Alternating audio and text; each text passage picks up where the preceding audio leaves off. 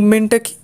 Actually অ্যাভানগার্দে হচ্ছে একটা French term, এবং যেই টার্মটার মানে হচ্ছে অ্যাডভান্স গার্ড বা আমরা বলতে পারি ভ্যানগার্ড। তো এটা অ্যাকচুয়ালি যে টার্মটা, এই টার্মটা অ্যাকচুয়ালি ব্যবহার হয় কিসের জন্য?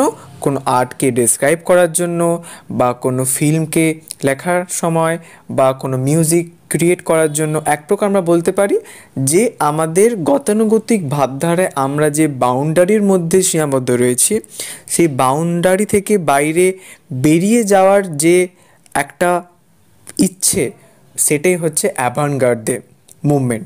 যেই মুভমেন্টে এরকমভাবে আমরা দেখব অনেক রাইটার্সরা তারা তাদের নিজস্ব প্যাশনের জন্য তারা কি করেন, তারা তাদের এরকম কিছু সোশ্যাল কনস্ট্রাক্টেড বাউন্ডারি থেকে তারা বাইরে বেরিয়ে চলে যায়। এটাই হচ্ছে অ্যাভানগার্দে মুভমেন্ট। এবং এই মুভমেন্টের পারপাসের মধ্যে যেমন কি হচ্ছে, আমাদেরকে বাউন্ডারি থেকে বাইরে বেরোতে এক প্রকার একটা ইঙ্গিত দেওয়া হচ্ছে।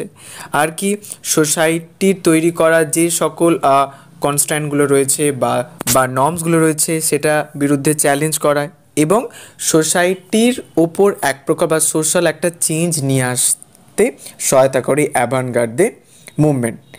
এবং এই মুভমেন্টের যে কী আইডিয়াগুলো অ্যাকচুয়ালি নতুন নতুন তৈরি হয়, নতুন নতুন থিমস, ফর্মস এবং স্টাইলস সম্পর্কে আমাদের নতুন নতুন আইডিয়া দিয়ে থাকে এই অ্যাভানগার্দে মুভমেন্ট।